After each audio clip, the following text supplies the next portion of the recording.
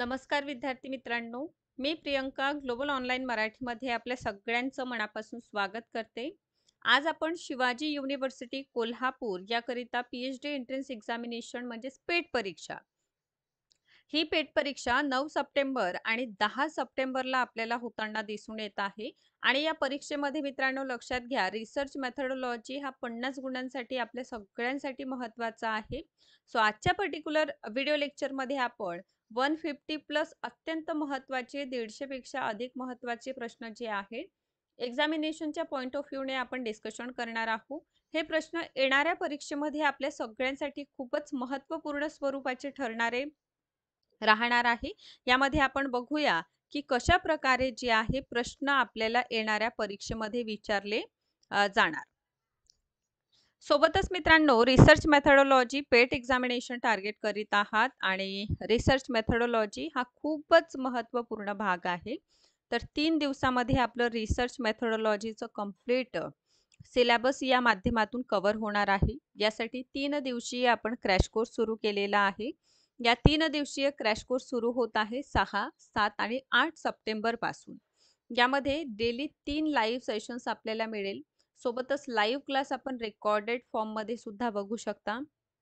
Complete research मेथोडॉलॉजीच्या notes देखील available आहे आणि यावर आपल्याला प्रॅक्टिस करण्यासाठी टेस्ट देखील अवेलेबल आहे. सो आजच आपण याला जॉईन करून घ्या. जॉईन करण्याची फीज आहे 899. बघा हे ऑफिशियल्स नंबर्स आहे, या नंबर्सवर कॉन्टॅक्ट करा आणि कोर्सला जॉईन करून घ्या. सोबतच फुल सिलेबस नोट्स पेपर 2 चे देखील अवेलेबल आहे. कारण जसं पेपर 1 हा खूप महत्त्वाचं ठरतं एक्झामिनेशनमध्ये, त्याचप्रमाणे पेपर 2 देखील अत्यंत महत्त्वाचा आहे. सो पेपर 2 चे नोट्स अँड MCQs अवेलेबल आहे. फीज आहे 1280 रुपये. मेंबरसाठी 699 मध्ये हे अवेलेबल आहे. सो आजच आपण या ऑफिशियल नंबर्सवर कॉन्टॅक्ट करा आणि कोर्सला जॉईन करून घ्या. प्रश्न उत्तर सिरीजला आपण सुरुवात करीत आहोत आणि प्रश्न आहे, चाचणीच्या उद्देशाने विकसित केलेल्या डॅश लोकसंख्येबद्दलच्या विधानाला म्हणतात. काय म्हणतात? ए. गृहीतके, बी. गृहीतक चाचणी, सी. महत्वाची पातळी की 4 चाचणी सांख्यिकी. तर लक्षात घ्यायचं योग्य उत्तर आहे, याला गृहीतके म्हटलं जातं. चाचणीच्या उद्देशाने विकसित केलेले जे लोकसंख्येबद्दलचं एक संभावित उत्तर आहे, एक संभावित विधान आहे, ते म्हणजे हायपोथेसिस आहे, गृहीतके आहे. त्यामुळे very correct answer is a. Next आहे, कोणत्याही गृहीतकांची चाचणी नाकारण्याच्या उद्देशाने केली जाणारी आणि ती गृहीत धरली जाते की ती सत्य आहे, त्याला काय म्हणतात? ए. शून्य गृहीतक, बी. पर्यायी गृहीतक, सी. सांख्यिकीय गृहीतक आणि डी आहे संयुक्त गृहीतक. सो मित्रांनो याला शून्य गृहीतक म्हटलं जातं. कारण नल हायपोथेसिस काय आहे? नल हायपोथेसिसमध्ये आपण बघतो की particular 2 variables A and variables B या दोघांमध्ये कुठलंही संबंध नाही. म्हणजे या दोघांमध्ये कसं आहे, संबंध शून्य आहे. शून्य म्हणजे कसं, नल आहे. तर यासाठी H0 हा प्रमाण किंवा याद्वारे जी आहे नल हायपोथेसिस दर्शवली जाते. तर लक्षात घ्या, नाकारण्याच्या उद्देशाने जे बनवलं जातं गृहीतक, जी चाचणी केली जाते ती म्हणजे शून्य गृहीतक आहे. कारण इथे 2 व्हेरिएबल्समध्ये कुठलाही संबंध नाही. जसं की फिजिओथेरपी सत्र मध्ये उपस्थित राहिल्याने खेळाडूंचं मैदानी कामगिरी सुधारली नाही. याचा अर्थ फिजिओथेरपी सत्र आणि खेळाडूंची मैदानी कामगिरी हे 2 व्हेरिएबल्स आहे आपल्या. या दोन्हीही व्हेरिएबल्समध्ये कुठलंही संबंध नाही. म्हणजे काय? नल. सो त्यामुळे ऑप्शन ए इथे योग्य उत्तर आहे. यानंतर आहे, लोकसंख्या पॅरामीटर्सच्या मूल्यांबद्दलच्या विधानाला म्हणतात. काय म्हणतात? शून्य गृहीतक, बी. पर्यायी गृहीतक, सी आहे साधे गृहीतक आणि डी आहे संयुक्त गृहीतक. तर याला म्हटलं जातं शून्य गृहीतक, जसं की मी आताच सांगितलेलं आहे तुम्हाला, नल हायपोथेसिस. यानंतरचा प्रश्न आहे, ज्या विधानाची वैधता नमुन्यांच्या आधारे तपासली जाते त्याला म्हटलं जातं. काय म्हणतात? ए. शून्य गृहीतक, बी. पर्यायी गृहीतक, सी. सांख्यिकीय गृहीतक की डी. साधे गृहीतक. तर याला म्हटलं जातं सांख्यिकीय म्हणजे स्टॅटिस्टिकल गृहीतक, कारण यामध्ये काय आहे, वैधता नमुन्यांच्या आधारे तपासली जाते आणि डायरेक्टली इथे म्हणायचं झालं तर स्टॅटिस्टिकल हायपोथेसिस याला म्हटलं जातं जिथे स्टॅटिस्टिकल टर्म्स आपल्याला दिसून येतात. So that's why very correct answer is C. Next आहे लोकसंख्येबद्दलच्या परिमाणात्मक विधानाला म्हणतात संशोधन गृहीतके, बी आहे संयुक्त गृहीतके, सी आहे साधे गृहीतक आणि डी आहे सांख्यिकीय गृहीतक. आता कधीही लक्षात घ्या, जेव्हा आपण मापन याविषयी अभ्यास करतो तर मापन आपण दोन पद्धतीने करीत असतो. एक पद्धत म्हणजे गुणात्मक आणि दुसरं म्हणजे मात्रात्मक. ठीक आहे. सो मात्रात्मक हे पूर्णतः सांख्यिकीय स्टॅटिस्टिकल टर्म्स मध्ये असतं, त्यामुळे याला सांख्यिकीय मापन किंवा सांख्यिकीय गृहीतक आपण म्हणतो. यालाच आपण परिमाणवाचक परिणामात्मक गृहीतक देखील म्हटलं जातं आणि यालाच मित्रांनो मात्रात्मक देखील म्हणतात. त्यामुळे हे लक्षात घ्या. सरळ प्रश्न आहे, परिमाणात्मक विधान म्हणजे सांख्यिकीय गृहीतक असतं जे पूर्णतः सांख्यिकीय टर्म मध्ये जे आहे ते दर्शविले जातं. नेक्स्ट आहे, जर नमुना डेटा शून्य गृहीतक खोटे असल्याचा पुरेसा पुरावा देत असेल तर स्वीकारले जाणारे विधान कसे असतात किंवा त्या विधानाला काय म्हणतात? साधे गृहीतक, बी आहे संयुक्त गृहीतक, सी आहे सांख्यिकीय गृहीतक की डी पर्यायी गृहीतक. व्हेरी करेक्ट आन्सर हे अल्टरनेटिव्ह असतं. कसं काय बघा, आपण काय बघतो, नल हायपोथेसिसचा आपण अभ्यास करतो. नल हायपोथेसिस कशाला म्हणायचं? दोन व्हेरिएबल्स मध्ये कुठलाही संबंध नाही म्हणजे काय आहे, नल आहे. ठीक आहे. तर याच्या बिलकुल अपोजिट, ठीक आहे, जे दोन व्हेरिएबल्स मध्ये संबंध दर्शवते. ठीक आहे. हा, तर हे म्हणजे पर्यायी अल्टरनेटिव्ह, कारण जेव्हा नल हायपोथेसिस रिजेक्ट होतं त्याचं पर्यायी म्हणून काय केलं जातं तर अल्टरनेटिव्ह हायपोथेसिस बनवली जातं. यासमोर आहे पर्यायी गृहीतकाला असंही म्हणतात. ए शून्य गृहीतक, बी सांख्यिकीय गृहीतक, सी आहे संशोधन गृहीतक की डी साधे गृहीतक. So very correct answer is संशोधन गृहीतक, research hypothesis. Alternative hypothesis also called research hypothesis.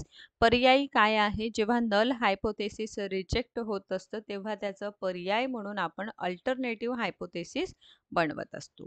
Video shooting, photo, tape recorder, नोंदवही यांचा जाणीवपूर्वक उपयोग खालीलपैकी कोणतं निरीक्षण साधनात केला जातो? ए नियंत्रित निरीक्षण, बी सहभागी निरीक्षण, सी असहभागी निरीक्षण की वरील सर्व. सो याचं जे योग्य उत्तर आहे ते म्हणजे कंट्रोल ऑब्झर्वेशन म्हणजे नियंत्रित निरीक्षण. आता नियंत्रित निरीक्षण हा एक संरचित पूर्वनियोजित सेटिंग आहे जे विशिष्ट साधनांचा वापर माहिती गोळा करण्यासाठी आपण जाणून बुजून करीत असतो.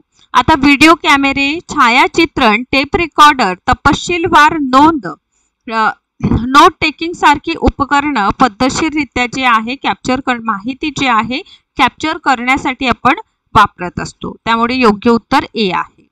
नेक्स्ट आहे, एखाद्या विषयासंदर्भात व्यक्तींची असणारी मते विश्लेषण आणि त्यामागील कारणे जाणण्यासाठी डॅश तंत्र संशोधनात सर्वाधिक उपयुक्त ठरतं. ए निरीक्षण, बी प्रश्नावली, सी अधिवृत्ती मापिका की फोर्थ मुलाखत. सो व्हेरी करेक्ट आन्सर आहे मुलाखत.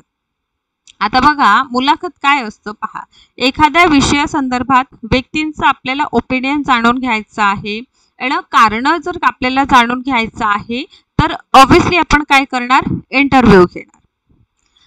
यानंतरचा प्रश्न आहे, व्यक्तींची एखादी समस्ये संबंधित मते आणि त्या संबंधात असणारी वस्तुस्थिती डॅश संशोधन साधनामध्ये पडताळता येतं. कशामध्ये? अणुसूची, मुलाखत, प्रक्षेपण की प्रश्नावली. सो ऑब्विसली मुलाखतीद्वारे आपण काय करू शकतो, एखादी फॅक्ट बेस्ड इन्फॉर्मेशन जी आहे किंवा एखादी फॅक्ट जी आहे ती आपण क्रॉस चेक करू शकतो इंटरव्ह्यूजच्या माध्यमातून. आता इंटरव्ह्यू पण बघा फॉर्मल, इनफॉर्मल, संरचित, असंरचित अशा प्रकारचं आपल्याला मुलाखती पाहायला मिळते.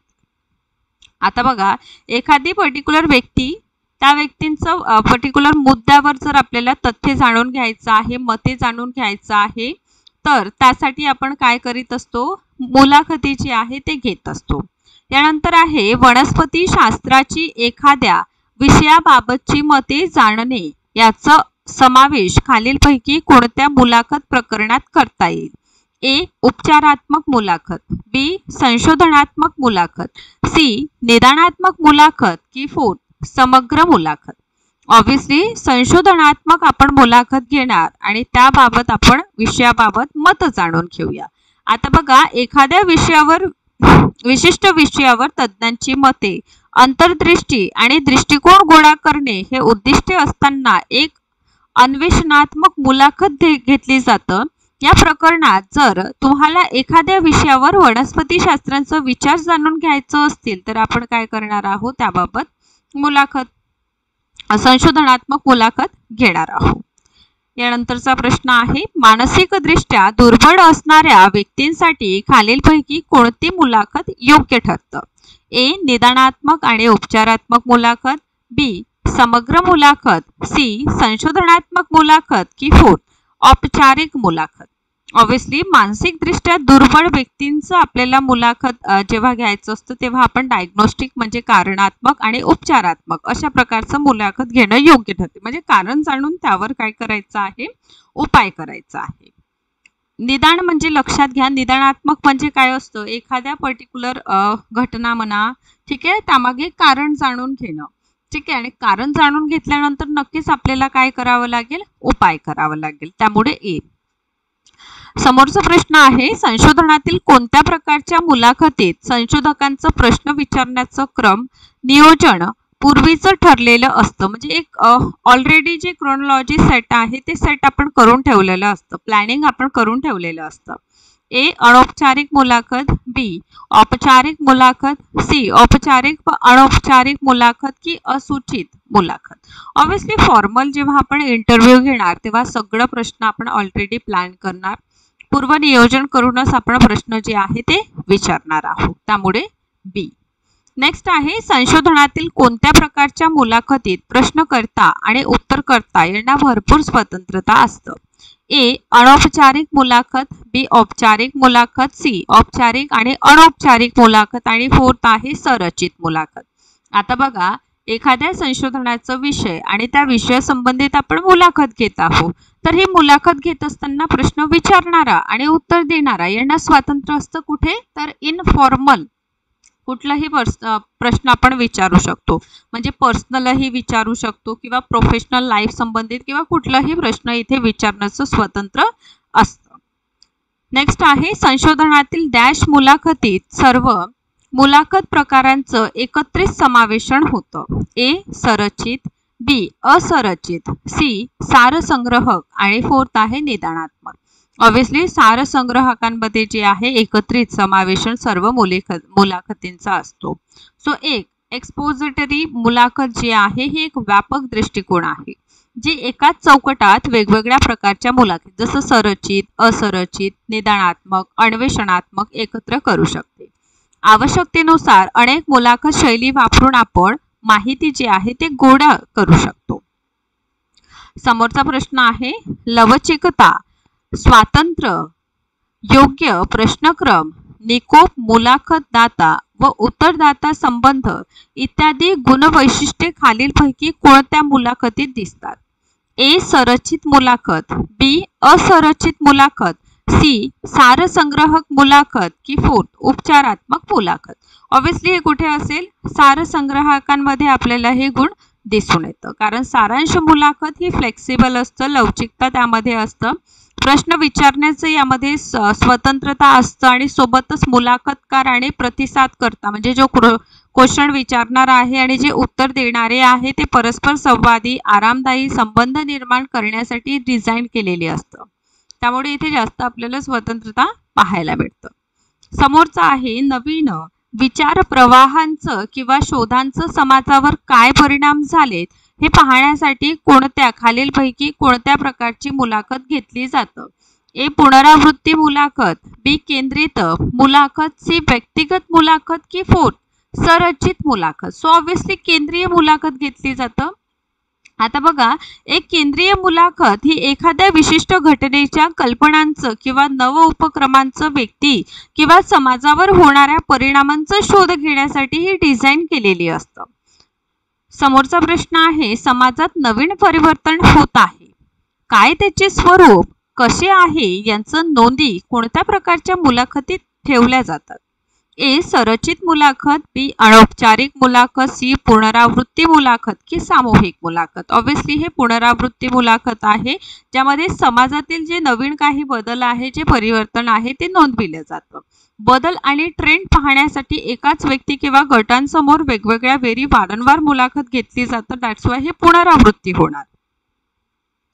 समोरचा प्रश्न आहे, मुलाखतकारांनी खालीलपैकी कोणते वर्तन मुलाखतीत योग्य मानले जात नाही? व्यक्तिगत माहिती विचारणे, उत्तरदात्यांना प्रोत्साहन देणे, डायरीत नोंद ठेवणे की क्षोभकारक प्रश्न विचारणे. सो ऑब्विसली भोक्षकारक जे प्रश्न आहे ते विचारणे. बघा, संशोधन मुलाखतीमध्ये आपण बघतो की आदरयुक्त, तटस्थ आणि व्यावसायिक दृष्टिकोन राखला पाहिजे. प्रक्षोभक प्रश्न उत्तरदाते अस्वस्थ, पक्षपाती किंवा बचावात्मक बनवू शकतात आणि यावेळी काय होईल, आपला जो डाटा असेल तो अविश्वसनीय ठरेल. चला, समोरचा प्रश्न आहे, लिखित स्वरूपात माहिती प्राप्त करणे डॅश हे सोयीस्कर साधन आहे? ए अणुसूची, बी प्रश्नावली, सी निरीक्षण की फोर्थ समाज नीती तंत्र. ऑब्विसली हे प्रश्नावली आहे. लिखित स्वरूपाचं माहिती प्राप्त करण्यासाठी प्रश्नावली हे महत्त्वाचं ठरतं. प्रश्नावली हे संशोधन साधन आहे, ज्यामध्ये उत्तरदात्यांनी भरलेल्या लेखी प्रश्नांचं संच असतं, त्यामुळे हे एक सोयीस्कर साधन सुद्धा मानलं जातं. समोरचा प्रश्न आहे, खालीलपैकी कोणत्या प्रश्नावलींचं विश्लेषण व अर्थविवेचन करणे संशोधकास सोपी जाते? ए चित्रमय प्रश्नावली, बी असंरचित प्रश्नावली, सी मुक्त प्रश्नावली आणि फोर्थ आहे बंदिस्त प्रश्नावली. सो ऑब्विसली मित्रांनो याचा आहे बंदिस्त प्रश्नावली, कारण बंद प्रश्नावलीमध्ये उत्तरदात्यांना पूर्वनिर्धारित उत्तर पर्याय उपलब्ध असतात, म्हणजे जे बहुपर्यायी टाईप असतात किंवा रेटिंग स्केल जे आपण म्हणतो त्या प्रकारचं असतात.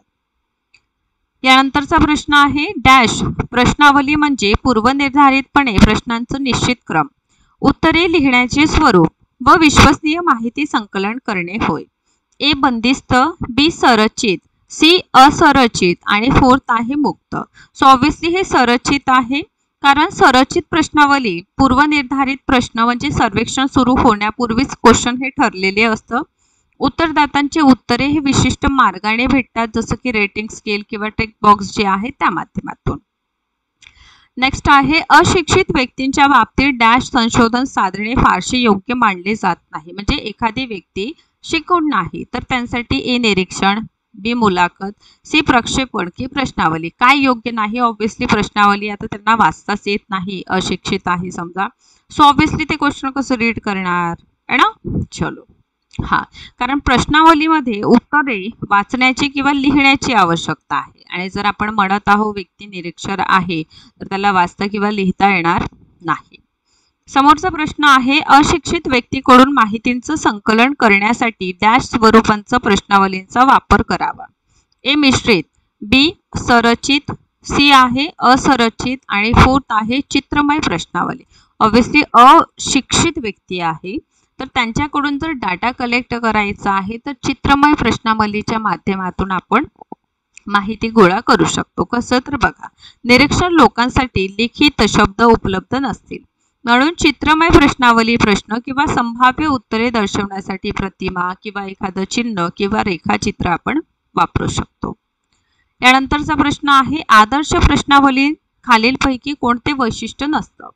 ए प्रश्नांची संख्या कमी असावी, बी प्रश्न सोप्या भाषेत व नेमके असावेत, सी प्रश्नांचा क्रम सुसंगत असावा आणि प्रश्नावली फोर्थ आहे प्रश्नावली भरण्यासाठी भावनात्मक प्रेरणा द्यावी. सो ऑब्विसली प्रश्नावली भरण्यासाठी भावनात्मक प्रेरणा द्यावी हा वैशिष्ट्य नाही. चल, समोरच्या प्रश्नाकडे आपण वळूया. खालीलपैकी कोणती प्रश्नावली गुणात्मक तथ्ये प्राप्त करण्यासाठी व उत्तरदात्यांच्या स्वातंत्र्यासाठी उपयुक्त आहे? ए चित्रमय प्रश्नावली, बी संरचित प्रश्नावली, सी आहे मुक्त प्रश्नावली की फोर्थ आहे बंदिस्त प्रश्नावली. ऑब्विसली हे मुक्त प्रश्नावली आहे जे उत्तरदात्यांच्या स्वातंत्र्यासाठी खूप महत्त्वाची ठरते. तर बघा, खुल्या प्रश्नांमुळे उत्तरदाते पूर्वनिर्धारित पर्यायापुरते मर्यादित न राहता ते आपले ओपिनियन सुद्धा ते देऊ शकतात. त्यामुळे समोरचा प्रश्न आपण घेऊया. व्यक्तीचे गटातील स्थान ठरते जाणण्यासाठी कुठलं साधन योग्य आहे? प्रक्षेपण तंत्र, बी समाजनीती, सी मुलाखत तंत्र की मनोमापन तंत्र? ऑब्विसली व्यक्तीच्या गटातील स्थान आपल्याला ठरवायचं आहे. सो त्यासाठी समाज नीती तंत्र जे आहे, सोशल पॉलिसी टेक्निक आपण वापरणार. सामाजिक धोरण तंत्र जे आहे त्याला आपण समाज मितीय तंत्र म्हणतो. एखाद्या व्यक्तीचे गटातील स्थान किंवा स्थितींचा अभ्यास करण्यासाठी महत्त्वाचं आहे. समोरचा प्रश्न आहे, एखादी वस्तू किंवा व्यक्ती संदर्भात प्रयोजकांच्या मनातील भावना खालीलपैकी कशाद्वारे जाणता येतात? ए आहे समाज नीतितंत्र, बी आहे निश्चयन श्रेणी, की सी प्रक्षेपण तंत्र आणि यानंतर आहे मनोमापन तंत्र. एखादी व्यक्ती किंवा व्यक्तीच्या संदर्भात आपल्याला एक प्रकारचं भावना आपल्याला दर्शवायचं आहे तर त्यासाठी प्रक्षेपण तंत्र आपण वापरतो. मानसशास्त्र आणि सामाजिक संशोधनात एखादी व्यक्ती, वस्तू किंवा परिस्थितीत लपलेल्या भावना, दृष्टिकोन याचं उलगडण्यासाठी जे आहे प्रक्षेपण तंत्रांचा वापर होतो. ते अस्पष्ट उत्तेजना जसं चित्रे, अपूर्ण वाक्य, कथेतील सूचना, ठीक आहे, हे असू शकतं. यानंतरचा प्रश्न आहे, ग्रामीण भागातील युवकांचं मतदानाविषयीचा दृष्टिकोन पाहण्यासाठी कुठल्या साधनांचा उपयोग करता येईल? ए पडताळणी सूची, बी प्रश्नावली, सी अभिवृत्ती मापिका की फोर्थ प्रक्षेपण? ऑब्विसली आपण अभिवृत्ती मापिका यांचा वापर करणार. एखाद्या विषयाबद्दल लोकांचा दृष्टिकोन, मत आणि कल जर मोजायचं आहे तर त्यासाठी आपण वृत्ती स्केल जे आहे त्याचा वापर करीत असतो. समोरचा प्रश्न आहे, बिंदूंच्या स्वरूपात किंवा क्रमांकांच्या स्वरूपानुसार कोणत्या साधनांची रचना केली जातं? ए आहे पडताळा सूची, बी अभिवृत्ती मापिका, सी मुलाखत आणि फोर्थ समाज नीती तंत्र. ऑब्विसली हे आपल्याला अभिवृत्ती मापिका दिसून येतं. समोरचा आहे संशोधन चर्चासत्र आणि परिषदांचा लाभ काय? ए संशोधकांमध्ये आपापसात चर्चा घडून येणार, बी नवीन विचार प्रवाहाची माहिती मिळेल, सी तज्ज्ञ व्यक्तींची चर्चा होणार. ऑब्विसली गोष्ट आहे, जर आपण सेमिनार किंवा कॉन्फरन्स अटेंड करतो तर तीनही फायदे होणार. त्यामुळे इथे योग्य उत्तर आहे ऑप्शन सी. कारण संशोधन चर्चासत्रे किंवा परिषदा जे आहे अनेक फायदा आहे. इतर संशोधकांची चर्चा होतं, त्यामुळे कल्पना देखील देवाणघेवाण होतं, योग्य ते आपल्याला फीडबॅक यामुळे मिळतं. नवीन काय सुरू आहे, नवीन ट्रेंड काय आहे याविषयी आपल्याला कल्पना येते आणि एखाद्या तज्ज्ञाशी संवाद केल्यामुळे त्यांचं सखोल अंतर्दृष्टी जी आहे त्यासुद्धा आपल्याला माहिती मिळतं. यानंतरचा प्रश्न आहे, संशोधनात्मक दृष्टिकोन वाढवण्यासाठी उपयोगी ठरतात काय? संशोधन कार्यशाळा, बी संशोधन परिषद, सी आहे संशोधन चर्चासत्रे. तर ऑब्विसली गोष्ट आहे की संशोधनात्मक आपल्याला दृष्टिकोन जर वाढवायचा आहे, रिसर्च अप्रोच जर डेव्हलप करायचा आहे तर व्हेरी इम्पॉर्टंट ठरेल research workshop, conference and seminars. त्यामुळे ऑप्शन क्रमांक 4 ए, बी आणि सी इथे योग्य उत्तर आहे. समोरचं आहे, शक्य तितकी छोटी म्हणजे कमी लांबीचं आणि आवश्यक लांबीचं असतं. हे डॅशचे वैशिष्ट्य आहे तेवढी माहिती म्हणजे डाटा मिळवण्या इतपत पुरेशी मोठी म्हणजे हे चांगलं प्रश्नावली असू शकतं. बी अभिवृत्ती श्रेणी असणार, सी अभिरुची शोधिका आहे की बुद्धिमत्ता चाचणी आहे. तर ऑब्विसली ही चांगली प्रश्नावली आहे जे कमी लांबीची किंवा मोठी या स्वरूपाची आपल्याला दिसून येते. So a researcher divide the population based upon sex, age, habit of the student and using the random digit table, he select some of them from each. These are technically called a stratified sampling, B stratified random sampling, C representative sampling, or D none of these. Very good morning to all of you. चलो तर बघा, संशोधक विद्यार्थ्यांचं लिंगांच्या आधारावर, वयाच्या आधारावर आणि छंदांच्या आधारावर काय करीत आहे, विभागणी करतो. ठीक आहे, म्हणजे समजा हा संशोधक आहे ना, आणि हा संशोधक काय करीत आहे, लिंग है ना, हा वय एज आणि हॉबी म्हणजे छंद यावर आधारित आपले त्यांच्याकडे जे लोकसंख्या आहे त्याचं डिवायडेशन करतो.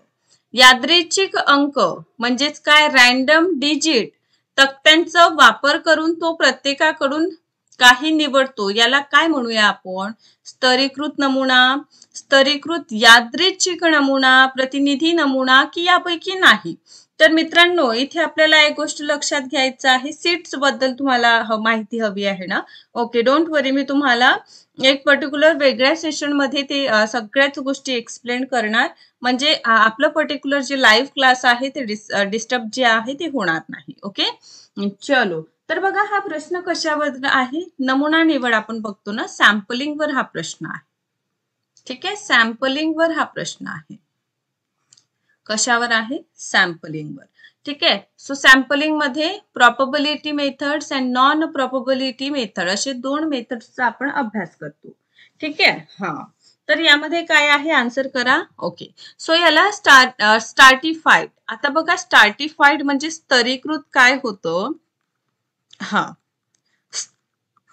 यामध्ये लोकसंख्या जी आहे ना, याचं स्तर केलं जातं. काय केलं जातं, स्तर.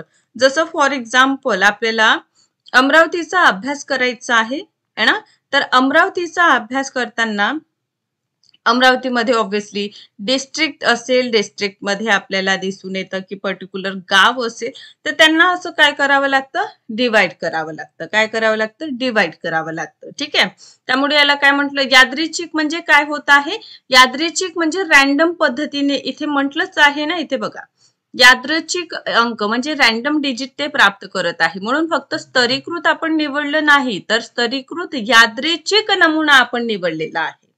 आय होप सगळ्यांना क्लिअर आहे. चलो नेक्स्ट, चला नेक्स्ट आहे, a researcher divide his population into certain group and fix the size of sample from each group is called A stratified sample, B quota sample, C cluster or D all of above. काय म्हणत आहे प्रश्न, प्रश्न म्हणतं की संशोधक त्याच्या लोकसंख्येची काही विशिष्ट गटांमध्ये विभागणी करतो. म्हणजे सर्वप्रथम तो काय करीत आहे, आपला पॉप्युलेशन जे आहे, या पॉप्युलेशनला इंडिव्हिज्युअल का नाही, तर तो पर्टिक्युलर ग्रुप्स मध्ये काय करीत आहे, विभागणी करीत आहे, डिवाइड करीत आहे. आणि प्रत्येक गटातून नमुनाचा आकार, म्हणजे समजा त्यांनी हा एक ग्रुप केलं आणि हा एक ग्रुप केलं आणि ह्या दोनही ग्रुप मधून तो काय करीत आहे, एक पर्टिक्युलर सॅम्पल जो आहे तो निश्चित करीत आहे. याला काय म्हणणार, ए स्तरीकृत नमुना, बी कोटा सॅम्पलिंग, और डी क्लस्टर, और डी वरील पैकी सर्व. चलो ठीक आहे, तुम्ही आन्सर करा. ठीक आहे, हा बरं. आता चुकले तरी काही हरकत नाही. ठीक आहे, प्रॅक्टिस सेशन आहे हा, तर प्रॅक्टिस सेशन मध्ये जर पर्टिक्युलर आपलं थोडं बहुत मागं पुढं होत असेल तरी हरकत नाही.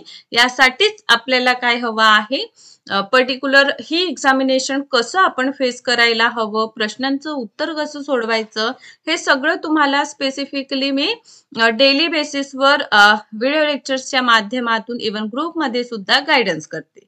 बरोबर आहे, तर इथे कोटा आहे, क्लस्टर नसेल का बरं, क्लस्टर मध्ये देखील आपण काय करतो, गुच्छ आपण अभ्यास करतो, पण गुच्छाला आपण डिवाइड करीत नाही ना. इथे काय म्हणत आहे, ग्रुप आहे आणि ग्रुपला इथे आपण विभागणी करीत आहोत है ना. आणि पहा, क्लस्टरचा फरक काय आहे, क्लस्टर मध्ये आपलं सॅम्पलिंग फिक्स नसतं है ना, फिक्स नसतं, पण कोटामध्ये फिक्स असतं. ऑब्व्हियसली क्लस्टर क्लस्टर आणि कोटामध्ये आपण काय करीत असतो, पर्टिक्युलर ग्रुपनी अभ्यास करतो किंवा डाटा घेतो. पण जेव्हा कोटाचा प्रश्न येतो ना, कोटामध्ये हा जो ग्रुप आपण डिसाइड केलेला आहे यामधून फिक्स आपण काय करीत असतो, एक साईज घेतो, जसं 200चा साईज, 100चा साईज असं आपण फिक्स करीत असतो. तर हा बेसिक फरक या दोनही सॅम्पलिंग मेथड्स मध्ये आपल्याला दिसून येतं. क्लिअर होत आहे का? यस और नो? ओके. चलो, field study is related to a real life situation, B experimental situation, C laboratory situation or D none of above. क्षेत्रीय अभ्यास कशाशी संबंधित आहे? वास्तविक जीवनातील परिस्थिती, B प्रायोगिक परिस्थिती, C प्रयोगशाळा परिस्थिती की D वरील पैकी काहीही नाही. हा, चलो गुड. ठीक आहे, मी दोनही यामध्ये घेत आहे, म्हणजे कसं आहे, जर इंग्लिश मध्ये प्रेफर केलेला आहे तरी तुम्हाला प्रॉब्लेम होऊ नये. ठीक आहे. चलो, तर बघा, आपल्या रिसर्चवर प्रश्न असं असतात आणि त्यांना आपल्याला कसं सोडवायचं आहे, त्यामध्ये कीवर्ड्स कसं ओळखायचं आहे, या संपूर्ण गोष्टींसंबंधित मी तुम्हाला येणाऱ्या सेशन्स मध्ये मार्गदर्शन नक्कीच करेल, जेणेकरून परीक्षेत प्रश्न सोडवताना तुम्हाला जे डाऊट्स असतं, कन्फ्युजन असतं, ते भरपूर प्रमाणात तुमचं कमी होणार. कशामुळे? तर सरावामुळे. ठीक आहे. हा, चलो, बी आन्सर करत आहात का? चला, पर्टिक्युलर फील्ड म्हणजे काय? एक पर्टिक्युलर क्षेत्र, प्लेस. ठीक आहे, एखादी प्लेस जी आपल्याला आवडत आहे ना, कोणतं प्लेस आवडतं आपल्याला, जे काही प्लेस आवडतं त्याचा आपल्याला अभ्यास करायचा आहे. आता त्या प्लेसचा अभ्यास करायचा आहे म्हणजे त्या प्लेसला आपल्याला भेट द्यावी लागेल, तिथे जाऊन निरीक्षण करावं लागेल, सगळ्या गोष्टी ऑब्झर्व करावं लागेल की नाही, त्यासाठी प्रत्यक्षात त्या ठिकाणी जाणं आवश्यक आहे. त्यामुळे जेव्हा क्षेत्रीय अभ्यास येणार, फील्ड वर्क येणार, तेव्हा आपण वास्तविक जीवनातील परिस्थिती बघणार, म्हणजे रिअल लाईफ सिच्युएशन फेस करणार, तिथे प्रत्यक्षात जावं लागतं. ठीक आहे, जेव्हा आपण फील्ड स्टडी करीत असतो तेव्हा. त्यामुळे बी नसून आपलं ए असेल. ठीक आहे, रिअल लाईफ सिच्युएशन ना, ए.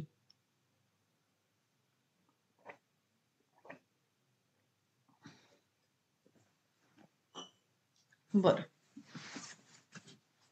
बघा नेक्स्ट, गुणात्मक संशोधन धोरण मूल्य ठेवते. आता हे मी उदाहरण तुम्हाला सांगणार आहे. ठीक आहे, the qualitative research strategy place a value on. अतिशय उच्च दर्जाचे संशोधन असतं गुणात्मक, research that of the very high quality.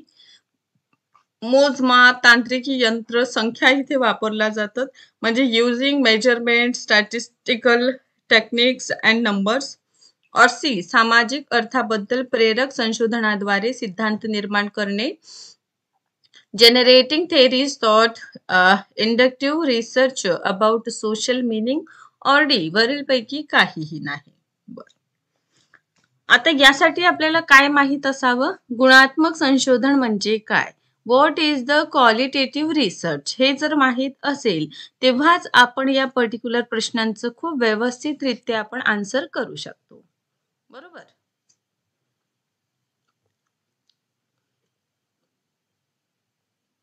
चलो, ठीक आहे, ए आन्सर करीत आहात. बरं, चला, फर्स्ट ऑफ ऑल गुणात्मक संशोधन काय आहे? ठीक आहे, तर गुणात्मक संशोधन यामध्ये आपण गुण वैशिष्ट्यांचा अभ्यास करतो. आता गुण वैशिष्ट्ये म्हणजे काय? समजा फॉर एक्झाम्पल समाजाचं आपण वर्णन करीत आहोत ना, जर समाजाचं वर्णन करीत आहोत तर समाजाचं गुण काय? ठीक आहे, चालीरीती, रूढी, परंपरा या सगळ्यांचा त्यामध्ये समावेश असतो. आता आणि हा संशोधन करणारा कोण आहे? एक संशोधकच आहे, म्हणजे आपणच आहोत. तर आपल्याही भावना आहे, आपलेही विचार आहे, आपलेही एक अटॅचमेंट आहे आपल्या समाजाशी. तर कुठे ना कुठे याचा प्रभाव आपल्या संशोधनावर पडेल. त्यामुळे इथे उच्च दर्जाचे हे मानले जात नाही. त्यामुळे पहिला स्टेटमेंट आपलं चुकीचं आहे. मोजमाप इथे होत नाही. सांख्यिकीय तंत्र आपण कुठे वापरतो? संख्यात्मक संशोधनामध्ये न्यूमेरिकल जे आहे किंवा क्वांटिटेटिव्ह रिसर्च मेथड जी आहे त्यामध्ये आपण सांख्यिकीय तंत्र म्हणजे नंबर्सचा वापर करतो. दॅट्स वाय आपलं बी सुद्धा इनकरेक्ट आहे. हे वरीलपैकी काहीही नाही, हे तर अल्टिमेटली स्किपच आपलं होणार. त्यामुळे सामाजिक अर्थ म्हणजे पर्टिक्युलर समाजाचा अभ्यास करीत असताना त्याबाबत सिद्धांत निर्माण करणे हे गुणात्मक संशोधनाचं मूल्य आहे किंवा हे अभिप्रेरित आहे गुणात्मक संशोधनामध्ये. ठीक आहे. चल, वैज्ञानिक ज्ञानाचे उदाहरण आहे. Example of scientific knowledge is पैगंबर किंवा महापुरुषांचा अधिकार. बी आहे सामाजिक परंपरा आणि प्रथा. सी धार्मिक ग्रंथ. की डी प्रयोगशाळेतील प्रयोग आणि क्षेत्र. काय वाटतं? काय असू शकतं? चलो, चला सांगा बरं, काय आहे आपलं ओपिनियन या संबंधात?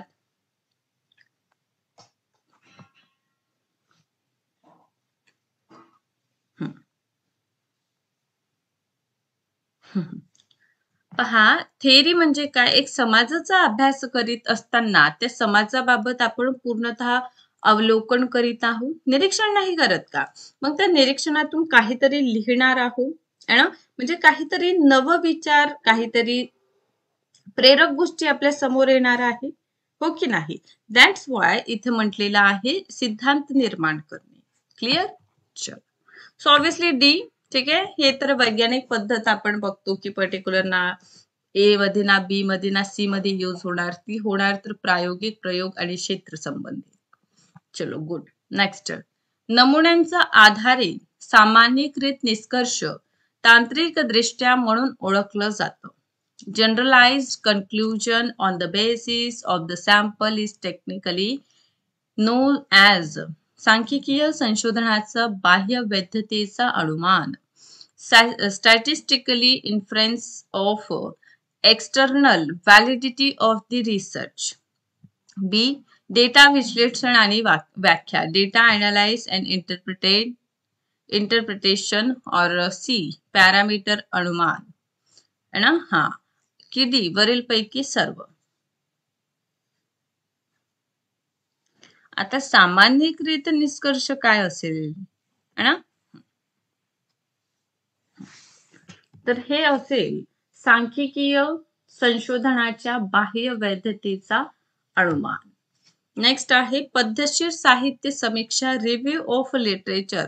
अ सिस्टमॅटिक लिटरेचर रिव्ह्यू इज एक प्रतिकृती म्हणजे replicable scientific and transparent process. पारदर्शक प्रक्रिया आहे साहित्य समीक्षा. की बी जे लायब्ररीमध्ये सुरू होते आणि ऑनलाईन डेटाबेसिस आणि शेवटी इंटरनेटवर जाते. One which start in the library and goes to online database and finally to their internet. C आहे क्षेत्रासाठी तत्व योग दानाकर्त्यांसाठी समान लक्ष देणारा है ना. हा, one which give equal attention to the principal contributor to the area.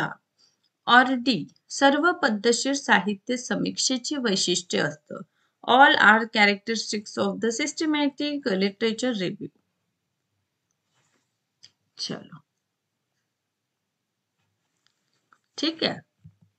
Obviously यामध्ये एक प्रतिकृती, वैज्ञानिक पद्धती आणि पारदर्शकता आपल्याला रिव्ह्यू ऑफ लिटरेचर मध्ये दिसून येतं. यामध्ये आपण काय करीत असतो, आपल्या संबंधित साहित्यांचं आढावा घेत असतो. संबंधित साहित्य म्हणजे काय? पर्टिक्युलर एखादी टॉपिक जेव्हा आपण आपल्या संशोधनासाठी निवडतो तर त्या टॉपिक संबंधित यापूर्वी कितपत कार्य झालेलं आहे, किती शोध झालेला आहे, हे जेव्हा आपल्याला अभ्यास करायचं असतं त्यावेळी रिव्ह्यू ऑफ लिटरेचर हे खूप महत्वपूर्ण आपल्यासाठी ठरतं है ना. चलो नेक्स्ट. हा, which technique is generally follow when the population is finite. म्हणजे लोकसंख्या जेव्हा काय आहे मर्यादित आहे तेव्हा कोणतं आपण तंत्र वापरू. एरिया सॅम्पलिंग टेक्निक्स, क्षेत्र नमुना तंत्र, बी आहे पर्पोजिव्ह सॅम्पलिंग टेक्निक, उद्देशपूर्ण नमुना तंत्र, सी आहे सिस्टमॅटिक सॅम्पलिंग टेक्निक, पद्धतशीर नमुना तंत्र, और डी नन ऑफ अबाव वरील पैकी काहीही नाही. आता मला सांगा तुम्ही काय करीत आहे, पर्टिक्युलर लोकसंख्या मर्यादित आहे आपलं पॉप्युलेशन. सो आपल्याला कोणतं पद्धत किंवा कोणतं टेक्निक आपल्याला यूज करावं लागेल. ठीक आहे, हे वन लाइनर टाइप क्वेश्चन्स आहे. ठीक आहे, हा मी कुठे तुम्हाला हे सांगणार, सॅम्पलिंग मी तुम्हाला शिकवणार येणाऱ्या काहीच दिवसामध्ये. सॅम्पलिंग पर्यंत आपण जाणार आहोत. सो सॅम्पलिंग मध्ये हा संपूर्ण भाग तुम्हाला योग्यरित्या सांगण्यात येईल. ठीक आहे, सॅम्पलिंग कशा पद्धतीने आपल्याला घ्यायला हवं हे सुद्धा आपण बघूया. चलो,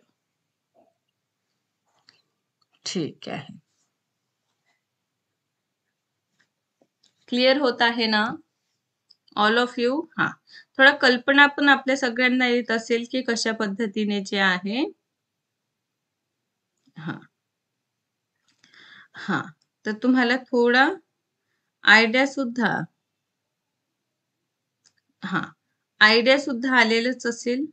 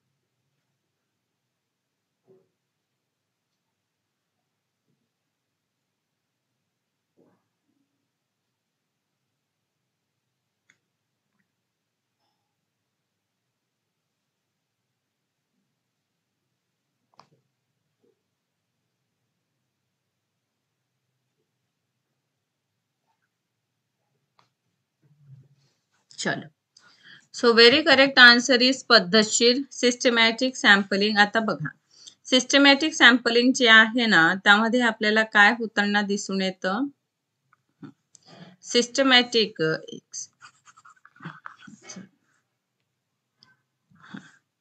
सिस्टमॅटिक सॅम्पलिंग मध्ये आपण काय करतो, फॉर एक्झाम्पलच सांगते तुम्हाला. समजा आपल्या पर्टिक्युलर क्लासमध्ये 16 स्टुडंट आहे. ठीक आहे, तर यांना आपण क्रम देतो. ठीक आहे, आणि या क्रम मध्ये रॅन्डम पद्धतीने समजा आपण पद्धतशीरपणे जे आहे म्हणजे 5च्या पटीने इथे संख्या घेतो. आता होत काय आहे, हा जो आकडा आपण घेतलेला आहे तो एक पर्टिक्युलर मर्यादित आहे. दॅट्स वाय पद्धतशीर म्हणजे सिस्टमॅटिक सॅम्पलिंग इथे आपलं योग्य उत्तर आहे. चलो, संशोधन हे एक्स फॅक्टो संशोधनाचे विरोधी आहे. द रिसर्च ए प्रायोगिक एक्सपेरिमेंटल, बी मानक म्हणजेच आपल्याला नॉर्मेटिव्ह दिसून येईल, सी ग्रंथालय म्हणजे लायब्ररी, आणि डी ऑल ऑफ अबव म्हणजे वरीलपैकी सर्व.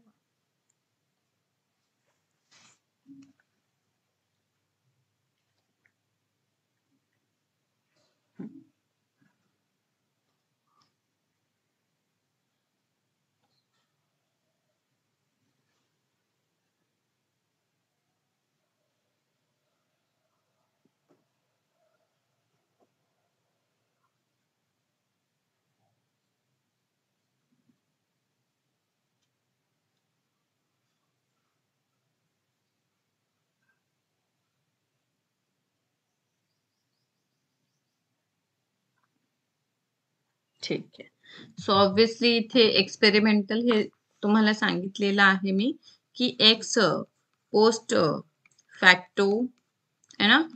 हा, यामध्ये आपण काय करीत आहोत, पर्टिक्युलर 2 घटक जे बाल गुन्हेगार आहेत आणि जे नाहीत यांचा आपण काय करीत आहोत, तुलनात्मक अभ्यास करतो.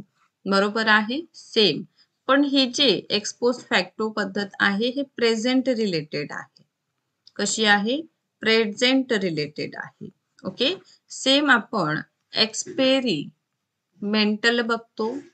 एक्सपेरिमेंटल आपल्याला काय सांगतं की इथे सुद्धा 2 व्हेरिएबल्स आपल्याला दिसून येतं आणि या 2 व्हेरिएबल्स मध्ये आपण काय करतो? तुलनात्मक अभ्यास करतो. पण हा तुलनात्मक अभ्यास हा भविष्य रिलेटेड आहे. ठीक आहे. भविष्य म्हणजे फ्युचर रिलेटेड आहे. सो म्हणूनच हे एकमेकांचं काय इथे दिसून येतं? विरोधाभास. कारण हे प्रेझेंट रिलेटेड देन हे फ्युचर रिलेटेड. क्लिअर है ना? क्लिअर आहे ऑल ऑफ यू? हा. प्रायोगिक अभ्यास कायद्यावर आधारित आहे. The experimental study is based on the law of single variable, replication, occupation or D. interest of the subject. म्हणजे प्रायोगिक संशोधन कायद्यांवर आधारित आहे. कोणत्या? एकल चलवर, बी आहे प्रतिकृती, सी आहे व्यवसाय, की डी विषयाची आवड. चला, ठीक आहे. क्लिअर होत आहे ना ऑल ऑफ यू? चलो. सो मित्रांनो, चलो चला, आतापर्यंत जर पेट परीक्षेच्या ग्रुप जॉईन केलेलं नाही तर तुम्ही आजच करून घ्या, जेणेकरून अशाच प्रकारचं मार्गदर्शन तुम्हाला समोरच्या सेशन्स मध्ये सुद्धा मिळेल आणि पर्टिक्युलर परीक्षेसंबंधी संपूर्ण परिपूर्ण आपली तयारी जी आहे या सेशन्सच्या माध्यमातून होईल. सो ऑब्विसली हे व्हेरिएबल्सवर डिपेंडेंट आहे. प्रयोग मध्ये आपण काय बघतो? व्हेरिएबल्सचा अभ्यास करतो. That's why single variables is very correct answer. Next आहे संपूर्ण लोकसंख्येवर आधारित सांख्यिकीय मापनाला पॅरामीटर म्हणतात, तर नमुन्यावर आधारित मोजमाप म्हणून ओळखले जातं, है ना? तर इथे काय म्हटलेलं आहे? A statistical measure based upon entire population. आणि आपण संपूर्ण लोकसंख्येवर आधारित सांख्यिकीय मापनाला काय म्हणतो? पॅरामीटर्स म्हणतो. काय म्हणतो? A statistical measure based upon the entire population is called parameter. ठीक.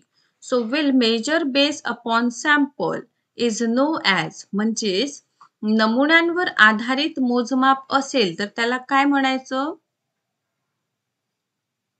हा, तर ए नमुना पॅरामीटर.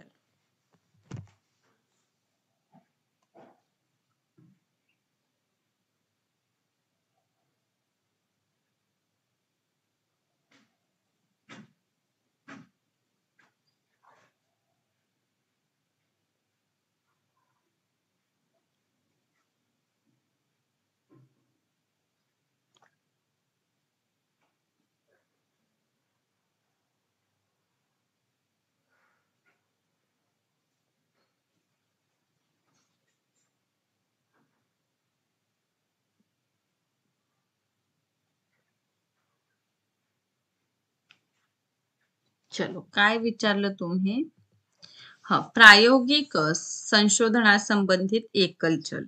म्हणजे पहा, इथे एकल चल म्हणजे काय असतं? इथे एकल चल म्हणजे इतर सर्व घटक स्थिर ठेवतं. काय करतं? स्थिर ठेवताना विशिष्ट परिस्थितीमध्ये आपल्याला डिपेंडेंट दिसून येईल आणि विशिष्ट परिस्थितीत इंडिपेंडेंट दिसून येईल. यांच्या परिणामाचं तपास करण्यासाठी एकल व्हेरिएबल्सचा वापर केला जातो. ठीक आहे. मी तुम्हाला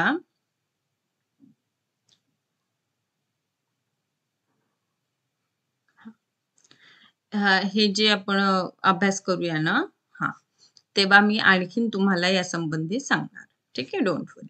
चलो नेक्स्ट. सो नेक्स्ट आहे पहा, आपण बघितलं आहे की संपूर्ण लोकसंख्येच्या आधारावर सांख्यिकीय मापनाला आपण काय म्हणू? पॅरामीटर म्हणू. ठीक आहे. तर नमुन्यावर आधारित जे मेजरमेंट आहे, जे measure base upon the sample जे आहे त्याला आपण काय म्हणू? नमुना, पॅरामीटर, बी अनुमान, सी आकडेवारी, की डी यापैकी नाही. ठीक आहे, तर यालाच आकडेवारी म्हटलं जातं. काय म्हणतात त्याला? आकडेवारी. हे एक डेफिनेशन टाईप आपण बघतो. ठीक आहे, सो याला सुद्धा थोडं आपण लक्षात घेतलेलं बरं आहे. ठीक आहे, चल. जर नमुना काढलेला असेल तर अभ्यासाचा अंतिम परिणाम अधिक अचूक असेल, है ना? हा.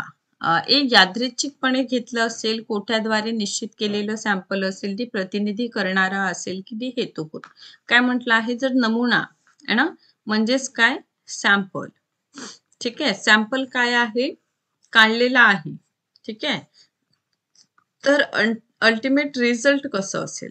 हा रॅन्डम असेल का? ठीक आहे, हा फिक्स असेल का? कोटामध्ये फिक्स आपल्याला दिसून येतं.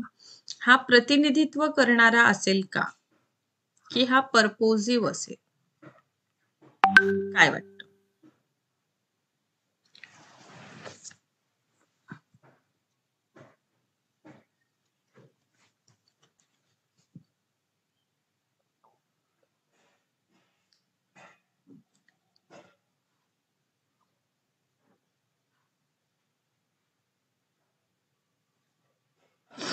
चल, सो ऑब्विसली हा रिप्रेझेंटेटिव्ह असेल.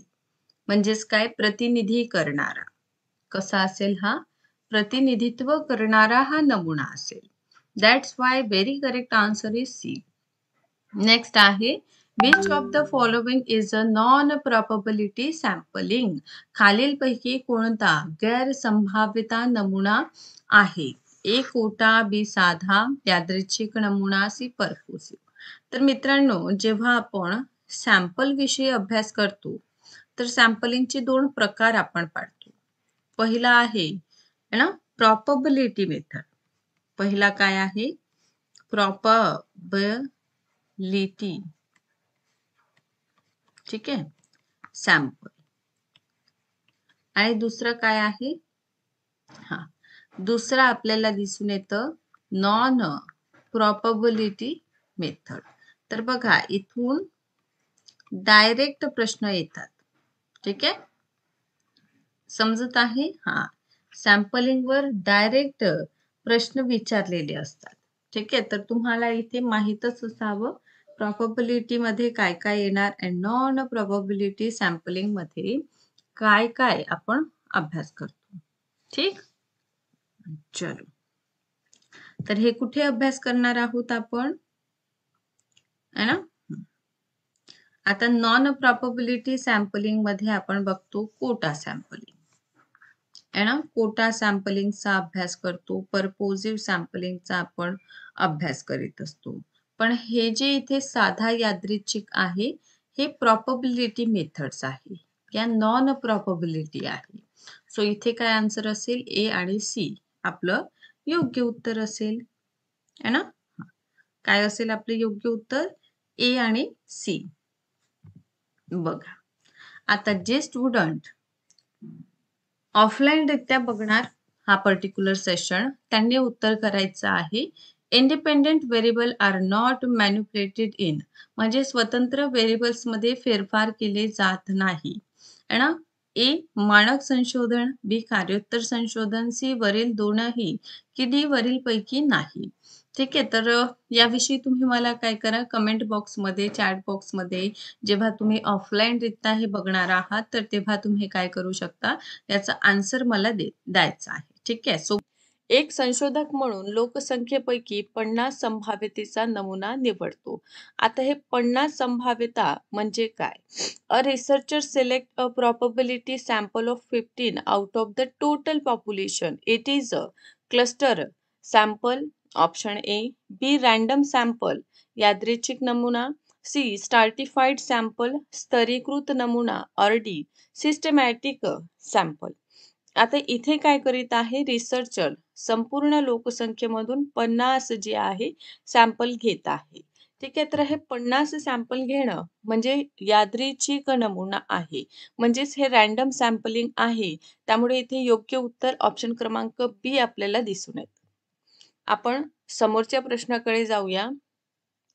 Area sampling technique is use when, म्हणजे क्षेत्र सॅम्पलिंग तंत्र आपण कधी वापरतो?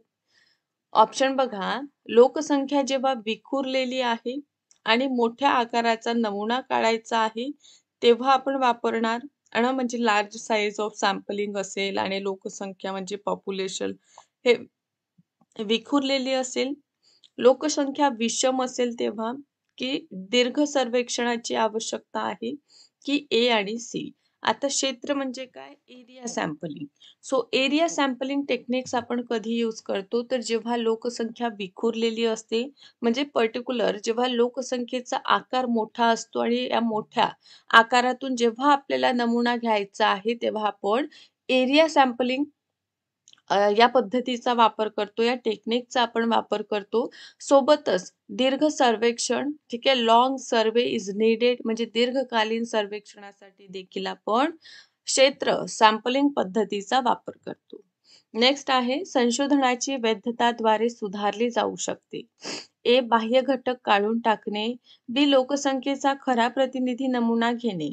सी. वरील दोनही उपाय की डी यापैकी नाही. आता संशोधनाची वैधता काय आहे? किंवा सुधारता कसं येऊ शकते आपल्याला? तर यासाठी विद्यार्थी मित्रांनो, बाह्य घटक काढणे आणि लोकसंख्येचा जे अ, अ, खरा प्रतिनिधित्व आहे म्हणजे true representative sample of the population जेव्हा आपण घेत असतो, त्यावेळी आपली जे व्हॅलिडिटी आहे ते आणखीन इम्प्रूव्हड होऊ शकतं. त्यामुळे इथे योग्य उत्तर ऑप्शन क्रमांक सी आहे. आहे ना, वरील दोनही म्हणजे ए आणि बी हे दोनही आपले ऑप्शन जे आहे अगदी योग्य आहे. समोर जाऊया आपण. वैज्ञानिक सामाजिक सर्वेक्षणाचे जनक कोणाला मानलं जातं? Who is the father of scientific social survey? A. Darwin, B. Booth, C. Best और डी यापैकी नाही. तर सामाजिक सर्वेक्षणाचे वैज्ञानिक सामाजिक सर्वेक्षणाचे जनक जे आहे बूथ यांना मानलं जातं. त्यामुळे इथे आपल्याला अगदी योग्य आपलं उत्तर आहे ऑप्शन क्रमांक बी. समोरच्या प्रश्नाकडे आपण वळूया. All are the example of qualitative variable expect म्हणजे हा वगळता सर्व गुणात्मक चलांचं उदाहरण आहे. काय आपल्याला वगळायचं आहे म्हणजे आपल्याला पर्टिक्युलर या प्रश्नामध्ये एक जे ऑप्शन आहे तो चुकीचा आहे आणि अन्य 3 हे क्वालिटेटिव्ह म्हणजे गुणात्मक संशोधन पद्धतीचे हे उदाहरण आहे. तर यासाठी 4 ऑप्शन आपल्याला दिलेला आहे. ए आहे धर्म आणि जाती, रिलिजन अँड कास्ट. बी आहे लिंग. सी आहे ऑब्झर्वेशन म्हणजे निरीक्षण और D interest of the subject म्हणजेच विषयाची आवड. आता मित्रांनो इथे काय म्हटलेलं आहे? एक उदाहरण नाही. अन्य काय आहे? गुणात्मक संशोधन. आता गुणात्मक संशोधन म्हणजे काय? तर गुणांचं वर्णन करणारा संशोधन म्हणजे गुणात्मक संशोधन आहे. ठीक आहे? तर गुणात्मक संशोधनामध्ये आपण काय करीत असतो? तर धर्म, जाती, लिंग, ऑब्झर्वेशन या आधारावर आपण आपलं जे निरीक्षण आहे ते करीत असतो म्हणा किंवा जे काही आपलं विषय आहे आहे ना, जे काही यांचं गुण आहे त्यांचं आपण वर्णन करतो. ऑब्व्हियसली यासाठी आपण वय, लिंग या आधारावर आपण पाहतो आहे ना, एक पर्टिक्युलर समाजाचं आपण निरीक्षण करीत असतो. तर यासाठी 3 आपलं अगदी योग्य आहे, पण ऑप्शन डी आपण वगळलेलं आहे. नेक्स्ट आहे डॅशमध्ये गृहीतक तयार करणे आवश्यक असू शकत नाही. Formulation of hypothesis may be not necessary in म्हणजे जे आपल्याला 4 ऑप्शन इथे दिलेले आहे, या 4 ऑप्शनमधून कोणत्या घटकामध्ये हायपोथेसिस निर्माण करणं आवश्यक नाही. एकतर इथे हायपोथेसिस म्हणजे काय असतं? हायपोथेसिस म्हणजे संभावित उत्तर असतं. कशाचं? आपल्या पर्टिक्युलर प्रॉब्लेमचं हा सोल्युशनकडे घेऊन जाणारी असते आपल्याला हायपोथेसिस. येथे 4 ऑप्शन आहे. ए. सर्वेक्षण अभ्यास, सर्वे स्टडी. बी आहे तथ्यशोध किंवा ऐतिहासिक अभ्यास म्हणजे फॅक्ट फाइंडिंग स्टडी. सी आहे नॉर्मेटिव्ह म्हणजे मानक अभ्यास. डी आहे एक्सपेरिमेंटल स्टडीज म्हणजे प्रायोगिक अभ्यास. तर कुठे गृहीतकांची आवश्यकता नाही, तर तथ्य शोधण्यामध्ये हायपोथेसिसचं आवश्यकता नाही. ठीक आहे, म्हणजे पर्टिक्युलर सोल्युशनकडे घेऊन जाणारं नसतं. त्यामुळे फॅक्ट फाइंडिंग करीत असताना नक्कीच आपल्याला हायपोथेसिस जे आहे याचं आवश्यकता दिसून येत नाही. आपण समोरच्या प्रश्नाकडे वळूया आता. इंडक्शनचे लॉजिक अगदी जवळ आहे. आणि हे काय आहे? Induction, logic of induction very close. हे नमुना घेण्याचा तर्क आहे. एक प्रकारचं एक्झाम्पल समजा याला. बी आहे हे ऑब्झर्वेशनाचे तर्क आहे. सी नियंत्रित व्हेरिएबल्सचा हा तर्क आहे की यापैकी नाही. तर नक्कीच विद्यार्थी मित्रांनो हा लॉजिक ऑफ सॅम्पल आहे, म्हणजे नमुना जेव्हा आपण घेत असतो, नमुना घेण्याचा हा काय आहे? तर्क आहे. त्यामुळे ऑप्शन ए सोबत आपण जाऊया. समोरचा प्रश्न आहे, संशोधन अहवाल लिहिताना संशोधक will writing research report a researcher ए वाक्याच्या सुरुवातीला संख्यात्मक आकृतींचा वापर करू नये. याला म्हटलेलं आहे must not use the numerical figures in number in the beginning of sentence. B आहे तार्किक, स्थानिक आणि कालक्रमानुसार मांडणी करणे आवश्यक आहे. Must arrange it logic, topical and chronological order. और सी त्यांच्या परिणामाची इतर अभ्यासांशी तुलना करणं आवश्यक आहे. And must compare his result with those of the other studies or D. वरीलपैकी सर्व. आता संशोधन अहवाल लिहिताना संशोधक काय करीत असतो? तर संशोधक जे आहे वाक्याच्या सुरुवातीला कधीच आपण आकृती म्हणा, नंबर्स म्हणा आपण वापरत नाही. आणि क्रोनॉलॉजिकल आपलं सेटअप असतं, क्रोनॉलॉजिकल आपली मांडणी असते आणि आपण तुलनात्मक दृष्टिकोनातून देखील काय करीत असतो? अभ्यास जे आहे यामध्ये करीत असतो. त्यामुळे इथे आपल्याला योग्य उत्तर आपलं दिसून येतं. ऑप्शन क्रमांक डी इथे योग्य उत्तर आहे. ठीक आहे. नेक्स्ट आपल्याला प्रश्न दिसून येतं. सोबतच विद्यार्थी मित्रांनो पेट परीक्षा टार्गेट करीत आहोत. त्यासाठी कोर्स देखील अवेलेबल आहे. चलो 1990 ते 2020 पर्यंत भारताचे दरडोई उत्पन्न 4 पट आहे. हा कशाचा अभ्यास आहे? सामाजिक, बी हॉरिझॉन्टल, सी अनुदैर्घ्य और डी गुणात्मक. So the peer capital income of India from 1980s to 2020 is 4 times this is study. कोणता अभ्यास आहे हा? तर हा अभ्यास आहे अनुदैर्घ्य. ऑप्शन क्रमांक सी इथे योग्य उत्तर आहे. नेक्स्ट आहे, जर तुम्ही नमुन्याचा मोठ्या गटावर प्रयोग करत असाल तर तुम्ही नियंत्रणाची कोणती पद्धत अवलंबणार आहात? काय करीत आहात आपण? जर तुम्ही नमुन्याचा मोठ्या गटावर प्रयोग करीत आहात तर तुम्ही नियंत्रणासाठी पद्धत कोणती वापरणार? मॅचिंग म्हणजे जुळणारी, बी यादृच्छिक, सी निर्मूलन, जुळणी दोनही की निर्मूलन. ठीक आहे, एलिमिनेशन ज्याला आपण म्हणतो. चलो तर इथे आपण जे आहे यादृच्छिकरण पद्धत वापरू जेव्हा मोठ्या गटांवर आपल्याला प्रयोग करायचा आहे. नेक्स्ट आहे, एक चांगले गृहीतक असावे. अचूक, विशिष्ट, ओलसर, ज्ञात तथ्याशी सुसंगत. बी आहे अशा प्रकारे तयार केले की ते डेटाद्वारे तपासले जाऊ शकते. सी मर्यादित व्याप्तीचे आणि जागतिक महत्व नसणारे की डी यापैकी सर्व. तर ऑल ऑफ अबाव हे गृहीतकांचे वैशिष्ट्य आपल्याला दिसून येतं, जिथे आपल्याला अचूक, विशिष्ट, आपली तथ्याशी संगत असायला हवी. त्यामध्ये डेटा तपासून आपण लिहितो याची काही मर्यादा सुद्धा आपल्याला दिसून येतात. नेक्स्ट प्रश्न आहे, संशोधकाकडून साधारणपणे अशी अपेक्षा असते. ए एखाद्या क्षेत्रातील विद्यमान साहित्यांचा अभ्यास, बी नवीन तथ्ये आणि सिद्धांत तयार करणे, सी इतरांनी दिलेल्या कल्पनांचे संश्लेषण करणे की अभ्यासाचे निष्कर्षाचे मूल्यमापन करणे. सो ऑब्व्हियसली नवीन तथ्य आणि सिद्धांत निर्माण करणे हीच अपेक्षा रिसर्चर कडून आपल्याला रिसर्च मध्ये अपेक्षित आहे. त्यामुळे ऑप्शन क्रमांक बी. नेक्स्ट क्वेश्चन आहे, सर्व कारणे वगळता सॅम्पलिंग त्रुटी. ए मोजमापाची सदोष साधने, बी अपुरा नमुना, सी प्रतिसाद न देणे की डी डेटा संकलनात दोष. सॅम्पलिंग त्रुटी काय असतं? अपुरा नमुना हे सॅम्पल मधील त्रुटी आपल्याला दिसून येतं. त्यामुळे समोरच्या प्रश्नाकडे जाऊया. बाह्य टीका करण्यासाठी डेटाची सत्यता स्थापित करण्यासाठी संशोधकाने सत्यापित करणे आवश्यक आहे. काय? लेखकाची स्वाक्षरी आणि हस्तलेखन, बी अभ्यासाधीन त्या काळात वापरलेलं कागद व शाही, सी त्या काळातील गद्य लेखनाची शैली की डी वरीलपैकी सर्व. आणि बाह्य टीका करण्यासाठी संशोधकाने काय आवश्यक आहे? तर वरीलपैकी सर्व. कारण लेखकांची स्वाक्षरी, हस्तलेखन आणि अभ्यासाचं कालखंड ओळखण्यासाठी ते शाई कागद कोणत्या काळाचं होतं, लेखनशैली कशी होती हे आपल्याला माहीत असावं. तो शोधकर्ता एक चरणासाठी गुणात्मक प्रतिमान आणि दुसऱ्यासाठी मात्रात्मक प्रतिमान उपयोग करतो. तर याला काय म्हणायचं? म्हणजे एक पर्टिक्युलर कृतीसाठी म्हणा, प्रतिमानासाठी एक, ते म्हणजे गुणात्मक, आणि दुसऱ्यासाठी तो काय करीत आहे? मात्रात्मक. ठीक आहे. तर याला क्रियात्मक शोध म्हणायचं, मात्रात्मक म्हणायचं, बेसिक म्हणायचं की मिश्रित मेथड म्हणायचं? चलो, ओके.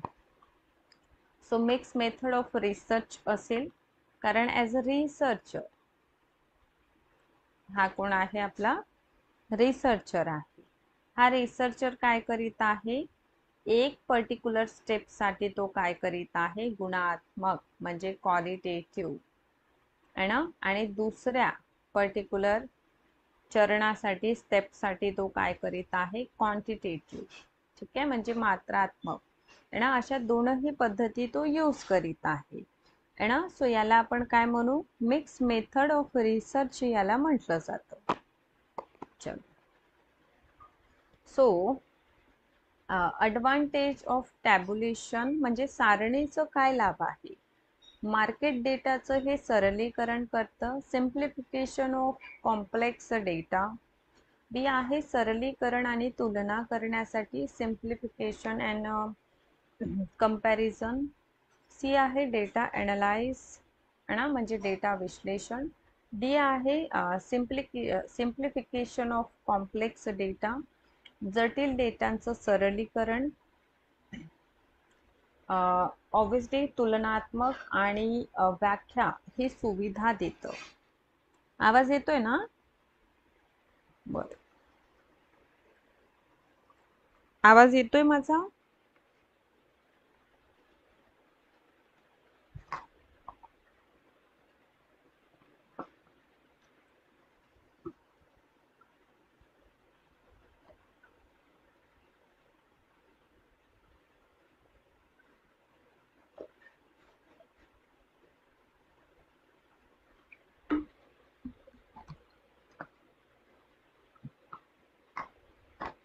हा हा, क्लिअर येतोय ना आता? व्हॉइसचा प्रॉब्लेम नाही आपल्याला आहे ना?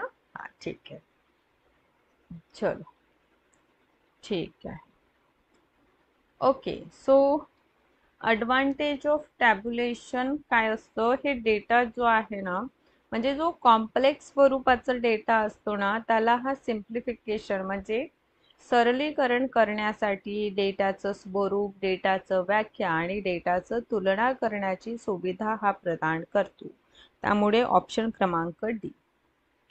लिकर्ट स्केलचं नाव काय आहे? अनादर नेम ऑफ लिकर्ट स्केल. ठीक, मुलाखत, संवाद, डी रँकिंग, सी सारांशित गोल स्केल, और डी कार्यक्रम सॅम्पलिंग, इव्हेंट सॅम्पलिंग. चलो,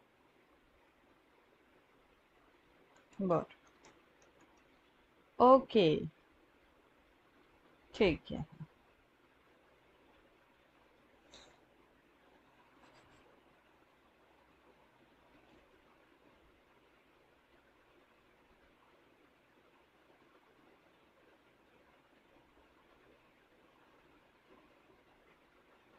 बर,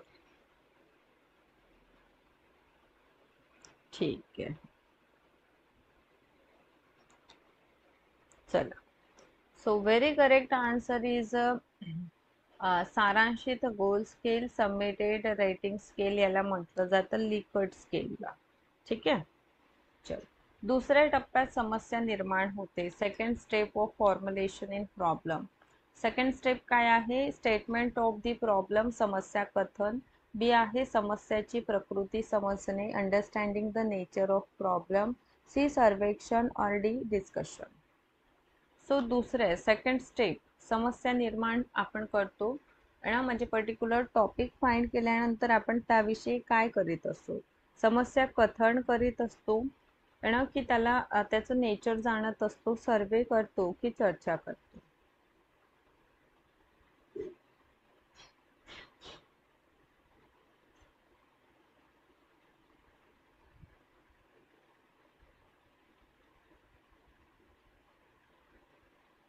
चलो, काय करणार मित्रांनो आपण? बर,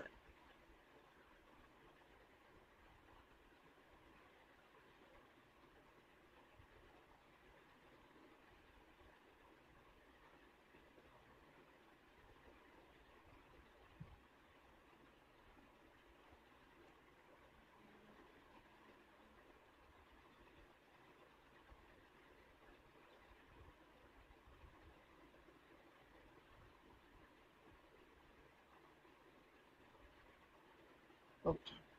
सो पहा, पर्टिक्युलर एक प्रॉब्लेम मित्रांनो जेव्हा आपण फाइंड करतो, ठीक आहे, प्रॉब्लेम फाइंड झाला, ठीक आहे, ठीक आहे, तुम्ही डिसाईड केलं हाच टॉपिक तुम्ही घेतलेला आहे, तर त्याला नंतर आपल्याला अंडरस्टँड करावं लागेल, ठीक आहे, की आपण काय करणार. चल, सामान्यतः चर असतं, जनरली व्हेरिएबल आर. दोन प्रकार, स्वतंत्र आणि आश्रित. तीन प्रकार, स्वतंत्र, आश्रित आणि मध्यवर्ती. सी आहे, चार प्रकार असतात, स्वतंत्र, आश्रित, मध्यवर्ती आणि नियंत्रण चर. की डी यापैकी नाही. Okay. So generally variables are 2 type, 3 type, 4 types or none of above. किती असतं? हां, व्हेरिएबल्स, आपण व्हेरिएबल्स बघतो ना, हां, तर किती प्रकारचे व्हेरिएबल्स असतात असं म्हटलेलं आहे. बर,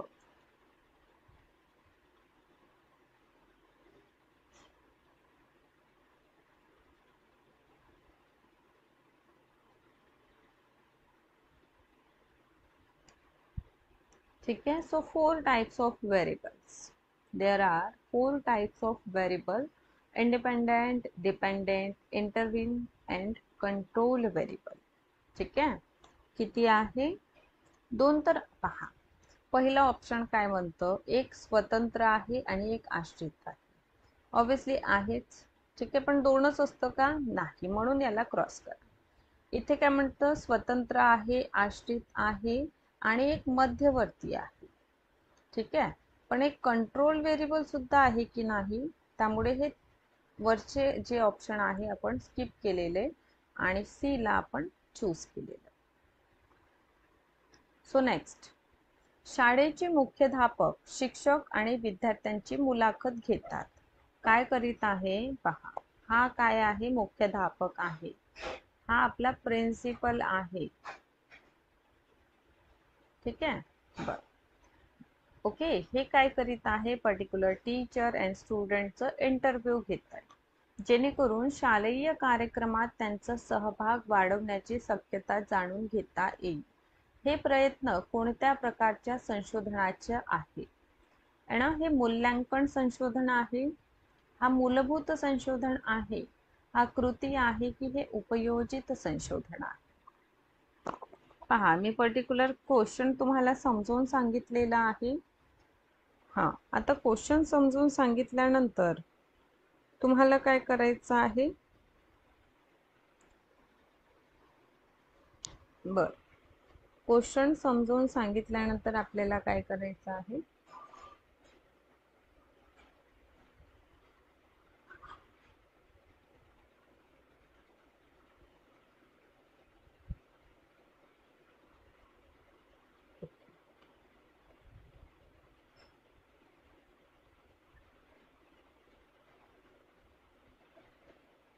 चलो,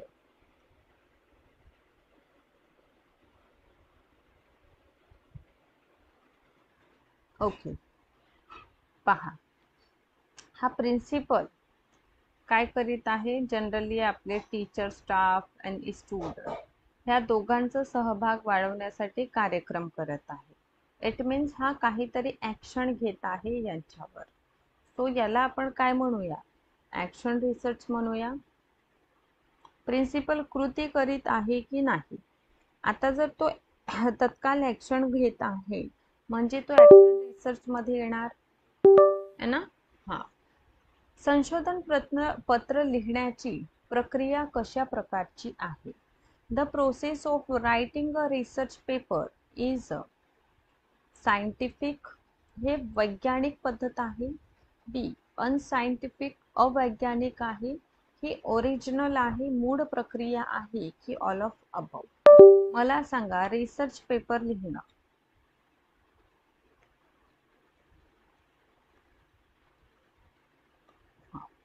रिसर्च पेपर लिहितो आपण, ठीक आहे. तर हा रिसर्च पेपर कशा प्रकारचा ठरेल, ठीक आहे. हा वैज्ञानिक आहे का, हा अवैज्ञानिक आहे, मूळ आहे.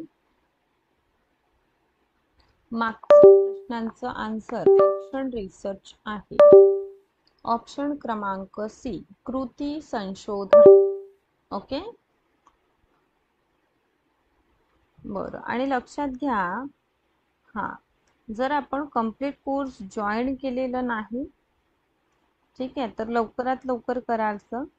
हा, म्हणजे काय होणार, हा, येणाऱ्या परीक्षेमध्ये आपल्याला याचा फायदा होताना दिसून येईल, ठीक आहे. बर,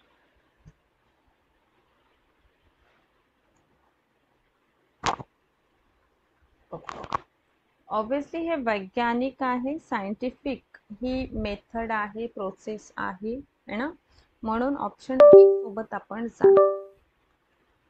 नेक्स्ट आहे dash.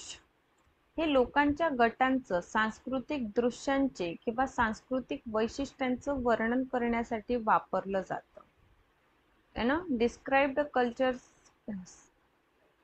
And cultural characteristics of a group. हे घटनाशास्त्र आहे, ग्राउंडेड थेअरी आहे, इन्स्ट्रुमेंटल केस स्टडी आहे की हे वांशिकता आहे, इथनोग्राफी आहे. चलो, तर याविषयी सांगितलं होतं मी तुम्हाला. बरं, मला सांगा, एक पर्टिक्युलर लोकांचा ग्रुप, ठीक आहे, आणि हा ग्रुप काय आहे, कल्चरल, यामध्ये वैशिष्ट्य आहे, यामध्ये सांस्कृतिक वैशिष्ट्य आहे, ठीक आहे. तर हे सांस्कृतिक वैशिष्ट्यांचा अभ्यास करणाऱ्या शास्त्राला आपण काय म्हणतो. डायरेक्ट मित्रांनो हा प्रश्न आहे, ठीक. तो याला म्हटलं जातं एथनोग्राफी, वांशिकता, ठीक आहे, जिथे आपण काय करतो, समान संस्कृती असणाऱ्या गटांचा अभ्यास करतो. Clear, okay. नेक्स्ट, कृती संशोधनाच्या पायऱ्या, है ना. हा, ॲक्शन रिसर्च स्टेप सांगा, है ना. ए, आता हा गट बघा, ठीक आहे. चल, रिफ्लेक्ट, ऑब्झर्व, प्लॅन और ॲक्ट, म्हणजे विचार करणे किंवा प्रतिबिंब, निरीक्षण, योजना, कृती. ए. बी आहे plan, act, observe and reflect, नियोजन करणे, कृती करणे, निरीक्षण करणे आणि प्रतिबिंबित करणे. सी आपल्याला काय म्हणतं, योजना करणे, plan, reflect, observe and act. योजना करणे, त्यावर विचार, निरीक्षण आणि कृती. की डी, काम करणे म्हणजे ॲक्ट, त्याला निरीक्षण करणे, त्याला नियोजन करणे आणि विचार करणे.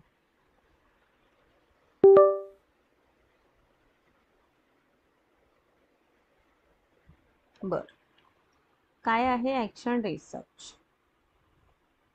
चलो, तर मित्रांनो, मी तुम्हाला एक पर्टिक्युलर रोड, पर्टिक्युलर हा आपला घर आहे म्हटलेलं होतं, ठीक आहे, किंवा हे पर्टिक्युलर आपली कॉलनी आहे असं मी बोललेली होती, है ना. हा, आणि कॉलनीच्या मध्यभागी रस्ता आहे आणि या रस्त्यामध्ये होल झालेला आहे, गड्डा पडलेला आहे, त्यामुळे आवागमनला काय होत आहे, प्रॉब्लेम होत आहे.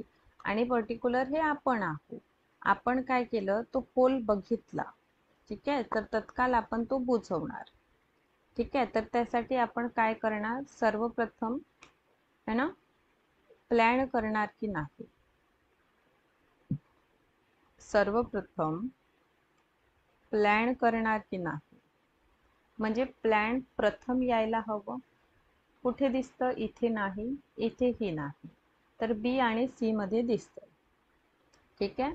आता प्लॅन अनुसार चालावं लागेल, है ना. हां, प्लॅन केला आपण, त्यानंतर आपण त्यानुसार कृती करू म्हणजे ॲक्ट करू. करणार का? है ना. हां, कृती करणं म्हणजे काय? होल त्याला बुजवून टाका पूर्ण त्याला, है ना. त्यानंतर तुम्ही केलेलं कार्य योग्यरित्या झालं का हे पाहण्यासाठी ऑब्झर्व करा. काय करा? निरीक्षण करा, ऑब्झर्व करा. ऑब्झर्व केलं तुम्ही, त्यानंतर 2-3दा एक कार्य करा त्याच गड्ड्यावरून जे तुम्ही बुजवलं, चालून बघा म्हणजे प्रतिबिंब. म्हणजे हे चक्रीय प्रक्रिया आहे, है ना. हां, सायकलिकल ही प्रोसेस दिसून येतं ज्यामध्ये प्लॅन आहे, ज्यामध्ये प्लॅन आहे, है ना, ॲक्ट आहे, ऑब्झर्व आहे आणि रिफ्लेक्ट आहे की नाही. चलो, हां, याचा उत्तर काय यायला हवं? ऑप्शन बी. आवाज कमी येतोय. ज्यामध्ये प्लॅन आहे, है ना, ॲक्ट आहे, ऑब्झर्व आहे आणि रिफ्लेक्ट आहे की नाही. चल, बरं, आता येतोय ना. कसं असतं, थोडं हा माईक सरकला की आपला आवाज अचानकपणे कमी होऊन जातो. आय थिंक क्लिअर आहे. बघा, नेक्स्ट आहे खाली दिलेल्या हे स्टेप्स ऑफ रिसर्च आहे, संशोधनाचे क्रम आहे, याला अरेंज करायचं आहे. ठीक आहे. पहिला आहे समस्या तयार करणे, समस्या विश्लेषण करणे, समस्येचा विकास करणे, गृहीतक तयार करणे, है ना, डेटा संकलन, नंतर सामान्यीकरण आणि निष्कर्ष.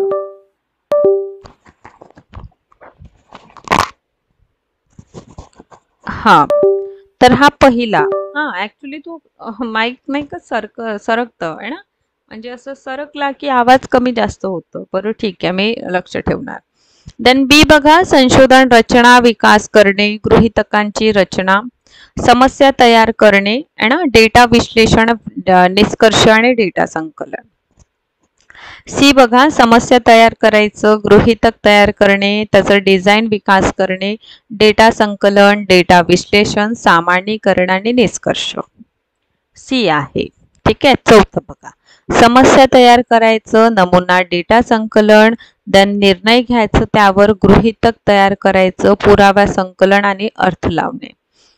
आता या ऑप्शन मधून आपण स्किप कोणतं करणार? सगळ्यात पहिले तर बी करा. कसं? कारण डेटा संकलन शेवटी इथे दिलेलं आहे. डेटा आपण संकलन शेवटी करतो का?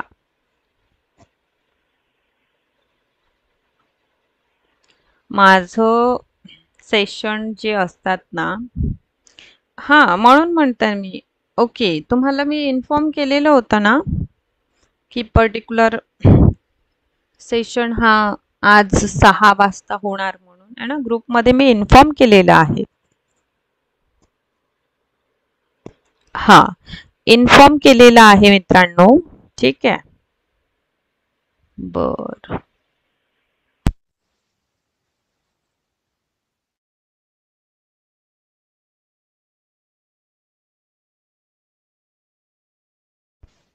ठीक आहे ना. ग्रुपमध्ये मेसेज जा. ओके, चलो. हा, तर पहिलं बी आपण स्किप केलेलं. आता नेक्स्ट बघा. आता ऑब्विसली प्रॉब्लेम आपल्याला पहिलेच फाइंड करावं लागेल, त्यामुळे तीनही ठिकाणी प्रॉब्लेम दिसतंय. ठीक आहे. हा, त्यानंतर डायरेक्ट डाटा ॲनलाइज न करता, डाटा कलेक्ट न करता आपण ॲनलाइज करू शकत नाही. म्हणजे ए सुद्धा कुठे ना कुठे आपलं काय होईल, है ना, वगळणार, हो की नाही. चलो, आता राहिलं काय? सी आणि डी. आता समस्या तयार केल्या तुम्ही नमुना, डेटा संकलन आणि त्यावर निर्णय, यामध्ये बघा पुराव्याचं संकलन. ठीक आहे. त्याला अर्थ लावायचं. इथे ॲनालाइज वगैरे काही दिलं का, हा क्रमच चुकवला. म्हणजे सी सोबत जाऊया मित्रांनो. हा, गुड गुड. म्हणजे सर्वप्रथम काय करायचं आहे, पर्टिक्युलर प्रॉब्लेम फाइंड करा. है ना, रिसर्चचे प्रॉब्लेम आपण फाइंड करतो. हा झालेलं. त्यानंतर हायपोथेसिस मेकिंग, डेव्हलपमेंट ऑब्जेक्टिव्ह वगैरे. देन रिसर्च डिझाईन आपण तयार करतो. रिसर्च डिझाईन नंतर डाटा कलेक्शन करतो, डाटा ॲनालाइज करतो आणि देन त्याला क्लासिफिकेशन किंवा जनरलायझेशन करतो आणि सरते शेवटी कन्क्ल्युजन मांडतो. ठीक आहे, तर सी सोबत जाणार आपण. गुड. नेक्स्ट, अन्वेषणात्मक संशोधन खालीलपैकी कोणत्या एका प्रकारच्या प्रश्नांचं उत्तर देते. ठीक आहे, म्हणजे एक्सप्लोरेटरी रिसर्च काय आपल्याला प्रश्नांचं उत्तर देतं म्हटलेलं आहे. एखादी घटना का घडली, वाय. एखादी घटना कसे घडले, बी, हाऊ. एखादी घटना व्हॉट म्हणजे काय झाले असेल. ठीक आहे, आणि डी वरील पैकी सर्व. चलो, okay. Now is voice is stable है ना. हा, आता स्टेबल असेल. ठीक आहे. हा, तर very correct answer is obviously all of about. कारण अन्वेषणात्मक संशोधन एखादी घटना का, कशी, कशा पद्धतीने घडलेली या प्रश्नांचं उत्तर आपल्याला देतं. त्यामुळे all of about, option D. Next आहे, प्राथमिक डेटा संपादित करताना आपण फक्त हे लक्षात ठेवले पाहिजे की प्रश्नावलीमध्ये असलेली माहिती आहे ना. हा, म्हटलं आहे will editing primary data we have just to notice the information content in a questionnaire. म्हणजे क्वेश्चनर मध्ये असलेली माहिती एकसारखी असावी, ती सुसंगत असावी, पूर्ण असावी की वरीलपैकी सर्व असावी. चला, ठीक आहे. बर, तर प्राथमिक डेटा संपादित करताना आपलं लक्ष कशावर असायला हवं. तर आपलं लक्ष असायला हवं आपल्या प्रश्नावलीमधील जी माहिती आहे ती एकसारखी आहे का, ही तथ्याशी सुसंगत आहे का, ही कंप्लीट इन्फॉर्मेशन आहे का, ही अर्धवट तर नाही, या गोष्टींकडे आपलं लक्ष असावं. म्हणून इथे व्हेरी करेक्ट आन्सर आहे ऑप्शन क्रमांक डी है ना. ऑप्शन क्रमांक डी इथे काय आहे, सर्वाधिक योग्य उत्तर आहे. नेक्स्ट, संशोधनाची वस्तुनिष्ठता कशी वाढवता येईल आणि ऑब्जेक्टिव्हिटी ऑफ रिसर्च कसं आपण इन्हॅन्स करू शकतो. त्यांच्या निपक्षपातीद्वारे, ब विश्वसहाय्यतेद्वारे, सी आहे वैधतेद्वारे आणि डी आहे वरीलपैकी सर्व. आय थिंक लास्ट सेशन मध्ये मित्रांनो आपण ह्या सगळ्याच गोष्टींना काय केलेलं आहे, डिस्कशन केलेलं आहे ना. हा, लास्ट पर्टिक्युलर सेशन है ना, संशोधन ऑब्जेक्टिव्हिटी विषय आपण बघितलेला आहे. तर सांगा बरं.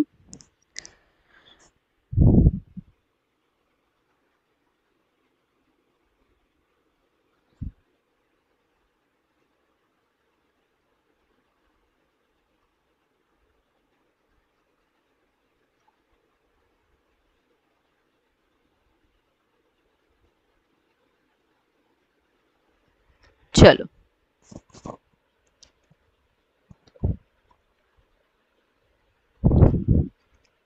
Okay. So obviously all of these good. Next, हे जे CATI आहे याचा अर्थ काय आहे. ना, गंभीर विश्लेषण, टेलिफोनिक मुलाखत, क्रिटिकल ॲनालाइज, टेलिफोनिक इंटरव्ह्यू. बी आहे कॅमेरा ॲक्टिवेटेड टेलिस्कोपिक मुलाखत, इंटरव्ह्यू. सी सुधारात्मक मुलाखत, दहशतवाद विरोधी, की डी संगणक सहाय्य टेलिफोनिक मुलाखत म्हणजे CATI.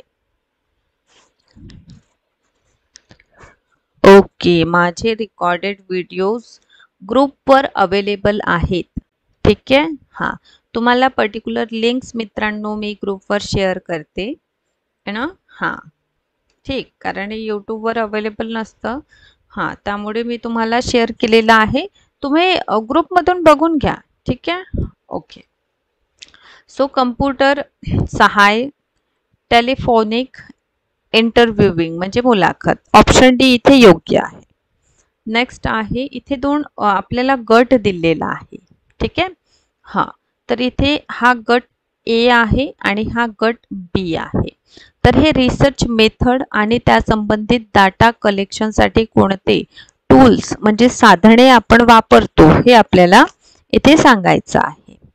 ठीक, तर बघा experimental research, x facto method and descriptive research और डी हिस्टोरिकल मेथड, अशा प्रकारचे 4 मेथड आहे. आता तिथे आपण कोणत्या प्रकारचं डेटा पाहतो पहा. Using primary and secondary source, option A. Questionnaire, B. प्रमाणित चाचणी, स्टँडर्ड टेस्ट और टिपिकल कॅरेक्टरिस्टिक्स टेस्ट म्हणजे विशिष्ट वैशिष्ट्य चाचणी है ना.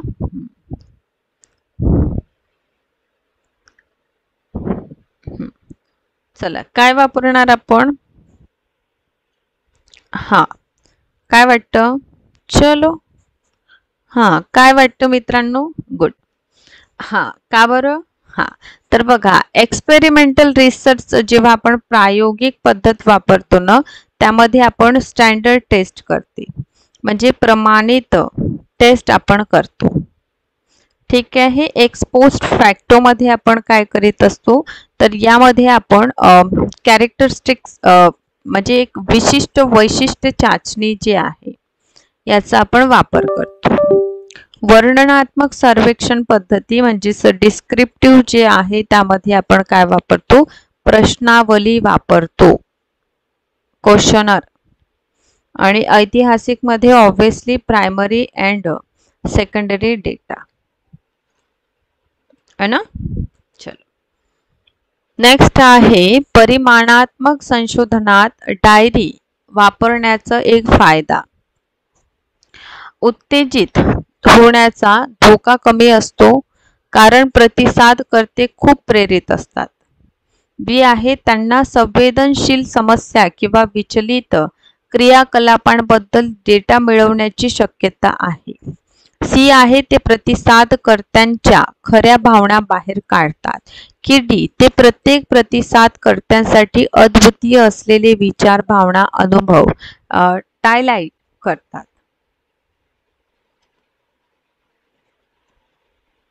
हा ठीक आहे.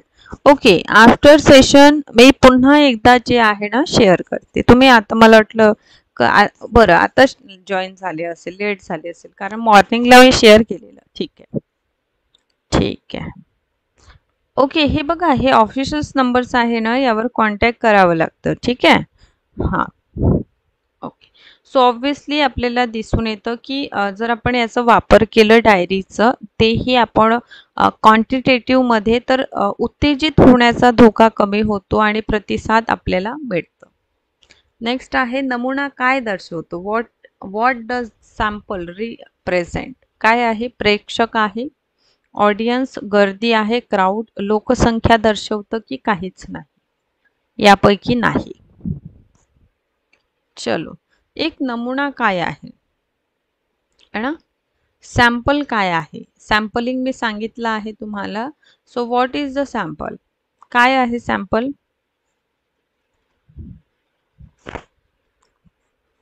बरं मी दुरुस्तीचं दिनांक चेक करून तुम्हाला सांगते. ठीक आहे. बरं एक मला ग्रुपमध्ये एक मेसेज करून द्या. ठीक आहे म्हणजे मला आठवण राहणार आणि मी ते बघून सांगते तुम्हाला. काय आहे ऑब्वियसली मित्रांनो हा लोकसंख्या पॉप्युलेशन याचं रिप्रेझेंटेटिव्ह आहे सॅम्पलिंग. सो म्हणूनच इथे सी आपलं सर्वाधिक योग्य उत्तर आहे. चल आता हा प्रश्न जे विद्यार्थी मित्र ऑफलाईन बघत आहे हा पर्टिक्युलर सेशन अशा सगळ्या विद्यार्थी मित्रांसाठी तर पुस्तकांच्या छायाप्रती वापरणे योग्य नाही. का बरं. कारण बौद्धिक संपदेचं उल्लंघन केलं जाईल. यामुळे वाचण्यात अडचणी येईल की हे साहित्यिक चोरी ठरेल की डी, बी आणि सी. तर याचं उत्तर मित्रांनो नक्कीच मला कमेंट बॉक्समध्ये तुम्ही द्या. विद्यार्थी ओके. सो अशा प्रकारे हे खूप महत्त्वाचं आपल्याला भाग जो आहे दिसून येतो.